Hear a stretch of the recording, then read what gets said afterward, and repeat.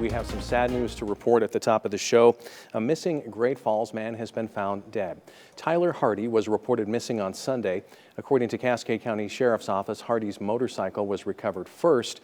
A group of searchers teamed up to find Hardy, including Cascade County Sheriff's Office, the Sheriff's Canines, Cascade County Search and Rescue, Malmstrom Air Force Base helicopters, MHP, Belt Ambulance, and Belt Fire.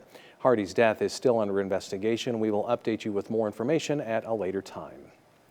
Meanwhile, Montana added one new case of COVID-19 this morning. State officials reported a new case in Bighorn County. However, in Jefferson County, Jefferson County Public Health reports the man in his 50s has not been in the state for several weeks and has had no contact with people in the state. And late this afternoon, Bighorn County reported it had confirmed a case of COVID-19, which brings the total number of cases to 459, with just 20 cases active. Meanwhile, the Cascade City County Health Department is reporting on their Facebook page a presumptive positive case, which would put the county at 17 total cases. It's a man in his 30s with a history of travel but no underlying health conditions. But until confirmed by the Montana State Public Health Lab, Cascade County will continue to reflect just 16 cases. Thousands of nursing students are graduating this spring. Nothing can prepare them for entering the workforce during a pandemic, but many are rising to the challenge nonetheless. MTN's Andy Curtis has more on those who are stepping up to work on the front lines. This year's nursing school graduates will be entering the workforce in one of the most difficult periods the profession has seen in recent times. I don't think there's a time that could prepare us for it because, no one's really been prepared for it. Julia Wilbur just graduated from Carroll College. She's taken a job at a Washington, D.C. hospital. D.C. has become an emerging epicenter for COVID-19 with continual growth in daily cases and deaths. It can be difficult and worrisome to think about at times, but at the same time, I've spent the last 3 to 4 years, gathering all these skills to be able to help. So I would rather use my skills to be a helpful person instead of letting fear kind of hold me back. Patients and their families depend on nurses to be pillars of strength and guidance during difficult times. But it can be very difficult to prepare a student to be ready to take on that kind of load. But ultimately, nurses just want to help those in need. Nursing is more than just a job. It is a calling. Maria Bronson is an associate nursing professor at Carroll College. Educators work to give future nurses not just the knowledge needed to care and treat patients, but also to take care of themselves. I think it's a very stressful time. And one thing that we try to do with our graduates is to help them build the skills and techniques to maintain good self. Bronson says they discuss the importance of regular sleep, a healthy diet, self-reflection, and faith. Skills that have become increasingly important with nurses and nursing students across all experience levels. Like Helena College junior Ashley Levine, who was working as a nursing assistant during the pandemic. Levine says the whole experience has made her a better nurse and not once thought about throwing in the towel. When you work in healthcare, the job never really ends. I don't have any, underlying conditions that would stop me from working. So I was like, if they need the help, I'm ready to help. Andy Curtis and John Riley for MTN. Well, local fire chiefs say a weekend structure fire showed the importance of safety precautions after one firefighter received minor burns. MTN's Jonathan Ambarian talked to chiefs about the steps they take to ensure safety. Over the weekend, the West Valley and Lewis and Clark County volunteer fire departments responded to an outbuilding burning in the North Helena Valley. The fire started in a chicken coop before spreading to the building. Fire chiefs say while they were putting out hot spots, one firefighter kicked a large barrel. And it was actually full of oil, and it splashed back on him, and when it splashed back on him, it actually flashed on him. Chiefs say most of the firefighter's equipment was covered with oil, but he received only minor burns. They give some of the credit for that to a new European-style helmet the department invested in about a year ago. It looks more like a motorcycle helmet than a traditional fire helmet, providing additional coverage. Because he was fully turned out right down to the breathing apparatus, they're in the hot zone. We require them to wear them, so he was protected. Firefighters also reported ammunition going off in the building. One found a spent casing in his turnouts. In recent years, West Valley and Lewis and Clark County have put extra effort into training for structure fires. They set up training buildings firefighters can use to experience heat and smoky conditions. Fire crews were doing exercises there just 2 weeks ago. They're able to get into the fire, get into the heat, and feel it and understand it. And it really does hit home. You need to have all your stuff on. If you train hard, when you get on scene, you don't have to think about it as hard. It becomes reaction. In Helena, Jonathan Amberian, MTN News. Well, our work week is off to a gloomy start with some cloudy skies and cooler temperatures. Brandon Michaels joins us now. Brandon, on top of that, you're also tracking some showers too. Yeah, we've got some light rain, even a little bit of light snow, mainly in the mountains, showing up on the Doppler network, but it's kind of fading away a little bit. It's been pretty stationary over the past hour or so. You can see this is about an hour radar loop, and there's not too much going on, except for maybe southern Cascade County, parts of Judith Basin and Marr County, and a little bit into northern Cascade County, or excuse me, Lewis and Clark County as well. So not too much to be concerned with there. If we zoom out, though, we do see quite a bit more moisture down toward Dillon. Extreme southwest Montana's got some showers, and we're eventually going to see those move through as we've head further into the evening here. So far for today, not really much in the way of measurable rainfall. We've seen a couple of drops toward the Helena area and, of course, between Helena and Great Falls, but nothing all that measurable with the exception of Bozeman and Billings. As we head through the night tonight, though, we are going to be getting into a little bit more of that rain. Nothing heavy tonight or into tomorrow morning, 1/10 of an inch or less. But as we head through the day tomorrow, we are going to get into some heavier rains, potential for up to a 1/4 inch of rainfall for some spots. And, of course, we are tracking the potential for snow as well. We'll talk about that later in the show. All right, thanks a lot, Brandon. Well, today is the first day of testing for advanced placement exams in high schools around the world. MTN's Matt Holz-Apfel shows us how this year's tests will look a bit different.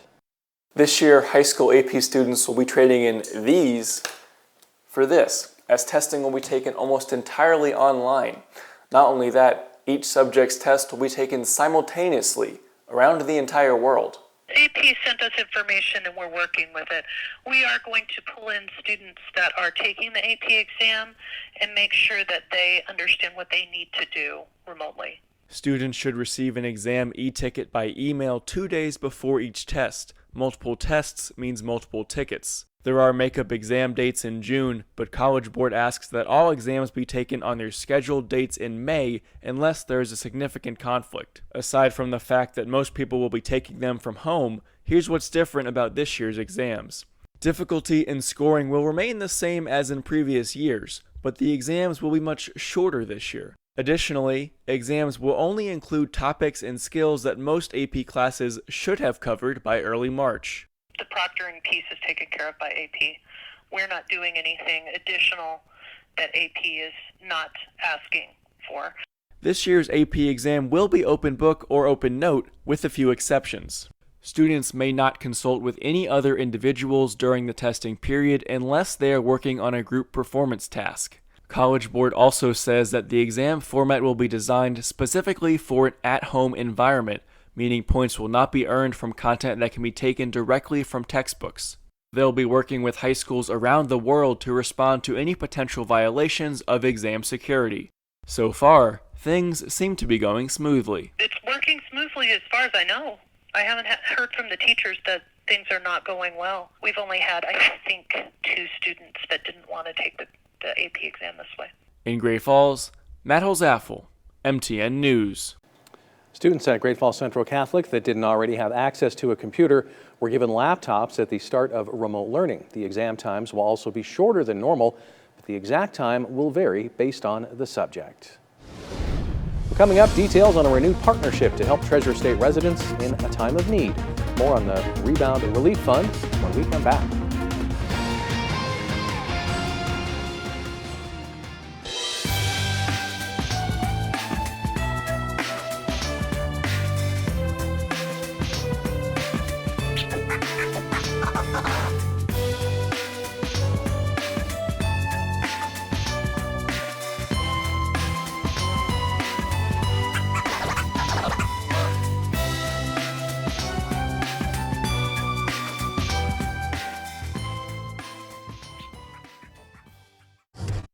Powered by the Montana Television Network. The 5:30 news continues on Montana's News Leader.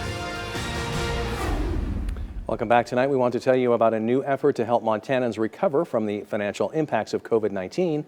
The Rebound Montana Relief Fund is a partnership between MTN, AMB West Philanthropies, and the Montana Community Foundation. This isn't the first time the three of us have teamed up to help Montanans in need.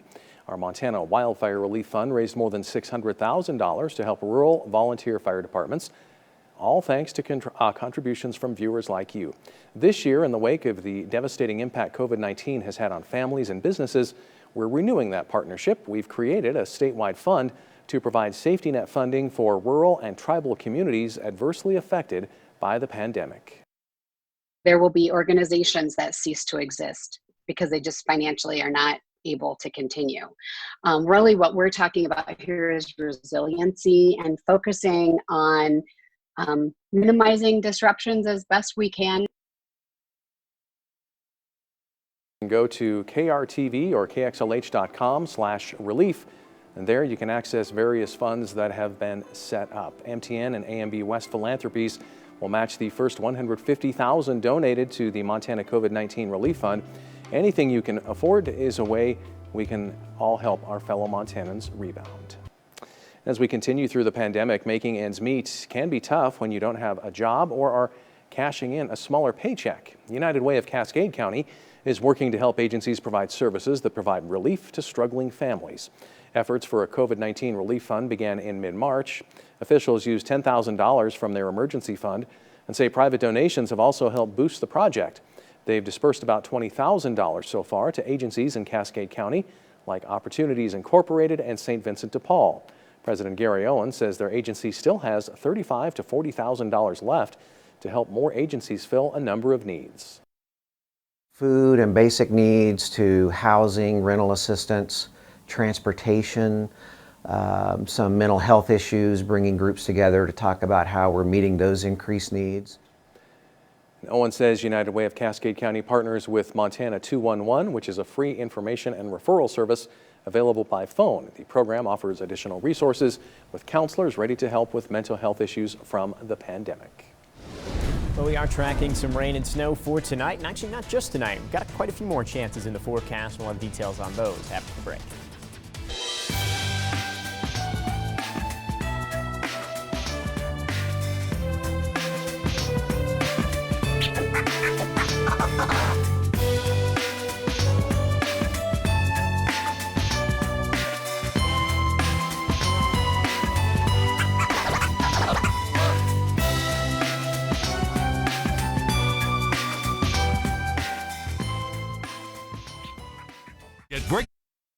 Now, here's your Storm Tracker weather forecast with meteorologist Brandon Michaels.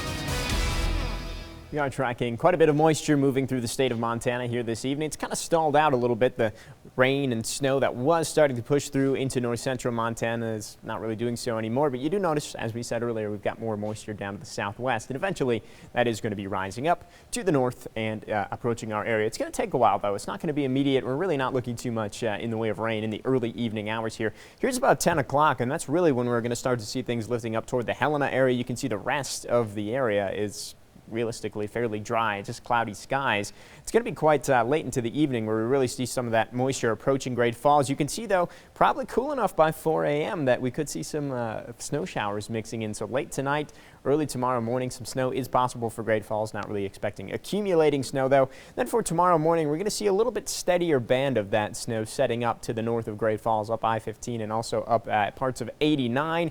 And you can see that's even going to linger as late as about noon, while the rest of the area sees the transition back over to some rain showers. And we do see eventually pretty much the transition to entirely rain by tomorrow afternoon. Kind of the southern half of the state is going to be in line for a couple of rumbles of thunder, some weak thunderstorms as well. And we could continue to track lingering moisture all the way through the evening hours. And if we were able to animate this out any farther, we'd actually see that into Wednesday as well. So there's quite a bit of moisture heading our way, but let's focus on the snow a little bit. It's not looking like heavy snow for really most of us at all. Places like Lewistown could get a little bit of accumulation, not expecting any accumulation for Helena, not expecting any for Great Falls. It's really north of Great Falls that we could see a little bit more.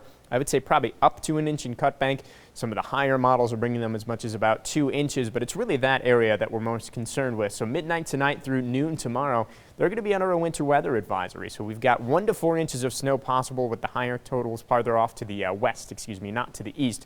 In general, as you get closer to 89, and especially as you get closer to the high terrain there, that's where we have the better chance for over an inch. So places like St. Mary, Babb, Browning even could see more than an inch of snow. The rest of this area probably looking at about an inch total. So with snow in the forecast, you would expect a little bit chillier temperatures tonight, and that's exactly what we're going to see. 33 in Hayes, 32 for Lewistown, 34 in Great Falls, down to 36 tonight in Helena. So Helena probably not as good of a chance to see some of that snow through the day, and then actually fairly chilly tomorrow. Temperatures really going to be struggling to make it into the 50s. In fact, a lot of us really aren't even going to see 50s for our highs. Helena will. I think Lewistown will see some 50s, but most of us are going to be only in the 40s. Places like Cut Bank are going to struggle to even hit that 40-degree mark. So it's definitely going to be chilly for our Tuesday, and it is going to be windy for the northeastern about half of the states. Places like Havre and Glasgow seeing wind gusts as high as about 30 miles per hour, thanks to this big area of low pressure that's going to be off to the